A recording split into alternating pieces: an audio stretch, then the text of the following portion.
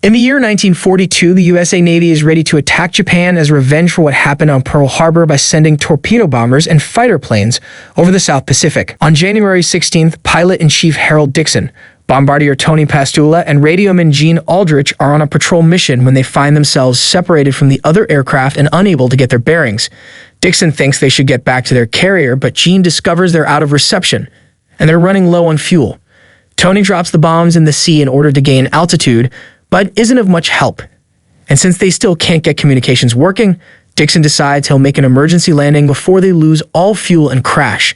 The plane lands safely on the water and Dixon comes out with his life jacket on, driving the life raft behind him. But his men aren't doing so well. They're having trouble ditching their seats and even almost drown, only managing to get out at the last second, which means they don't get to grab supplies before the plane sinks. Dixon and Gene drop their weapons too, so it's easier for them to float, but Tony is stuck with his. After some struggle, they manage to inflate the raft, although it's upside down. By tying their life jackets together and throwing them over the raft, they create a handle that allows them to pull and turn the raft over so they can finally climb on it. Now they just have to wait to be found. The next morning, Dixon and Gene exchange a few words over what happened, each man indirectly implying the other may have done something wrong. Seeing as such conversation takes them nowhere, they decide to take watch and stay alert in case a plane comes by. Turns out they're in luck and a plane does fly nearby a few hours later, but it doesn't come close enough to see them even when they take off their shirts and wave them around as they yell. The plane leaves soon and Dixon explains this was their only chance. The plane was on a box search and won't break course that could risk them into enemy territory. The war is more important than 3 soldiers. Procedure says one quick look is all they get. Thinking of their survival, Dixon declares the raft to be a ship of the USA Navy and him her captain, so Tony and Gene will be following his orders. They take inventory of the things they have in their pockets, but it's not much, mostly a bunch of tools and random things like wires, plus an empty water bag. Gene also has a knife that Dixon orders to be kept in his pocket to avoid the risk of cutting the raft. To protect the raft and avoid wearing it off, Dixon also orders them to take off their shoes and throw them in the ocean, but he doesn't throw his own, which irritates Gene. The hours and the days begin passing as the soldiers try their best not to let the isolation drive them crazy. They chat about various topics, sometimes even sing to keep themselves entertained. Tony obsessively cleans his gun but also promises Gene he'll introduce him to his sister since they'd make a wonderful couple. The sun is scorching during the day, so they little by little lose each layer of clothing, gaining blisters on their skin. The nights are cold, and when they sleep, they're haunted by nightmares involving drowning or the guilt of the possible mistake that got them in this situation in the first place. The 3 of them don't sleep at the same time, though. One always stays awake, and they take turns to watch in case they find a plane or an island.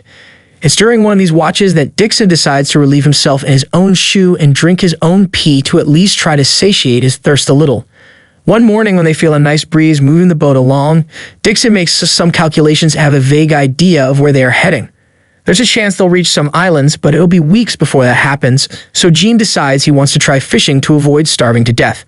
With some wire and cord, they make a hook that they throw into the sea, but whatever bites is strong. Tony has to help Gene pull back, and when they finally recover the end of the line, the hook is gone, reminding them there are some dangerous creatures out there. But Gene doesn't give up. He just makes a new hook and throws it again, leaving it in the water as long as necessary. Eventually, though, the heat gets on his nerves, so he puts on the life jacket and jumps off the boat to freshen up. Tony wants to go after him, but Dixon says they should do it one at a time for safety. He also reminds them there are sharks in these waters, which scares Gene into swimming back onto the raft and Tony into refusing to jump in next after all. As days continue to pass, tension grows among the men, and Dixon's paranoia makes him keep on asking his men what happened on the plane as if trying to find someone to blame for their situation. Thirst is also starting to be a problem, and Tony thinks he could perhaps have at least a sip of seawater, but Dixon stops him before he does something stupid. Gene comments on how many more shoes they may fill with the yellow stuff when he's suddenly interrupted by Dixon crying out in triumph. He's found a pencil in his pocket that he had overlooked before. Now he can draw a chart and keep an eye on the direction they're heading. If they want to reach the island, they need to keep the wind in their favor. Using one of the life jackets, some cord, and some wire, they make a sea anchor. This way, they can avoid being blown the wrong way if the wind shifts. The other problem continues to be their thirst. Gene teaches the other 2 how to pray and ask God for rain, but it isn't until later in the night that the weather changes. Laughing in happiness, the men collect as much rainwater as they can on their shirts and a water bag. After a week of being adrift, Gene finally gets tired of failing at catching anything with his hooks, so he takes out his knife, ignoring Dixon's protests and worry over the raft. After a few random stabs at the water, Gene is successful in a big way. He's managed to kill a shark, which they bring onto the raft and open to eat the little fish it recently consumed. They save the shark meat in their socks to be used as bait later. This little dinner of theirs, though, has some serious consequences, because they keep throwing the shark blood into the sea to keep the raft clean. Other sharks have smelled it and are now following them around. So when one night a sleepy Gene distractedly puts his hand in the water, it gets bitten. Luckily, he takes it out before he loses it, and Dixon wraps it up with Tony's bandana, but the damage is done. 2 weeks since the accident have passed, and while they haven't gotten another catch like the shark, they do get one more day of rain to refill their water bag. Hope is starting to be hard to keep, and Tony begins looking at his gun with some depressing thoughts in mind. Gene takes it from him just in time when a bird lands on their raft and shoots it, causing the body to fall into the ocean. Dixon wastes no time jumping in to recover it, but the bird's blood has gotten the attention of a shark as well. The boys try to shoot it, but the gun gets jammed, so Dixon has no choice but to swim as fast as he can. Luckily, he makes it back to the raft before he gets caught, and now they have bird meat to eat, which Dixon thinks tastes like chicken. Since the gun can't be used anymore, Tony throws the bullets in the ocean, sad over what a sign of defeat this could be taken as. On the morning of day 20, Dixon wakes up to discover all 3 of them have been sleeping, so there's been no watch. Gene thinks it's not worth the trouble. It's been 2 days with no wind and the islands aren't coming any closer. He calls out Dixon for his map, not understanding how he could have calculated their position anyway if their plane had been lost and they didn't even know what their starting point had been.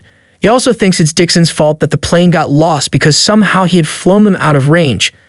After lots of arguing and yelling, Dixon admits he had been expecting to see islands a couple of days ago, so yes, their course is off. His memory finally kicks in and he remembers what happened on the plane. He had fallen asleep. It was only a couple of minutes, but still enough for them to miss their turn. He apologizes for his mistake, knowing he will never be able to make up for it.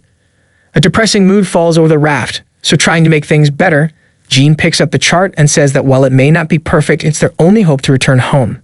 When Tony makes a joke about producing their own wind, Dixon gets an idea. Using Gene's knife, he cuts off the soles of his shoes, which they proceed to use to row.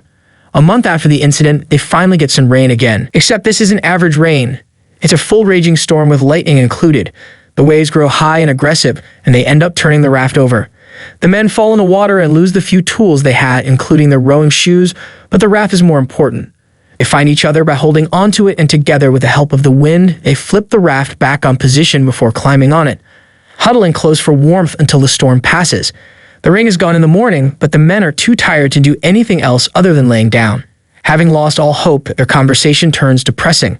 They discuss what to do with the body if one of them dies, since it could be food, remember the people at home that believe them to be dead, and make Dixon cry when Tony and Gene say they wouldn't have sent him to court-martial for his mistake. Tired of this somber mood and thinking they've come too far to give up now, Tony convinces his friends to row with their hands to at least go down trying. This tires them out so much that Dixon does what he said they wouldn't, which is drinking seawater, and Tony falls asleep so deeply that for a moment they believe him to be dead. Suddenly, Gene sits up when he sees something green in the distance.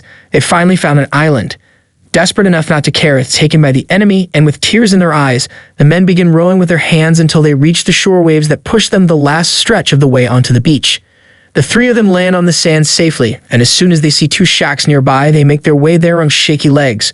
This landing happens on February 20th after 34 days spent lost at sea and sailing their raft for more than 1,000 miles. After they get rescued, Dixon is awarded the Navy Cross for leading his crew in his safety, but never flies another combat mission again. Because of his injuries, Tony can't pursue the Navy as a career as he wanted, and when he dies in 1986, his ashes are scattered at sea. Gene serves out the war as a radioman, and in 1946, he marries Tony's sister.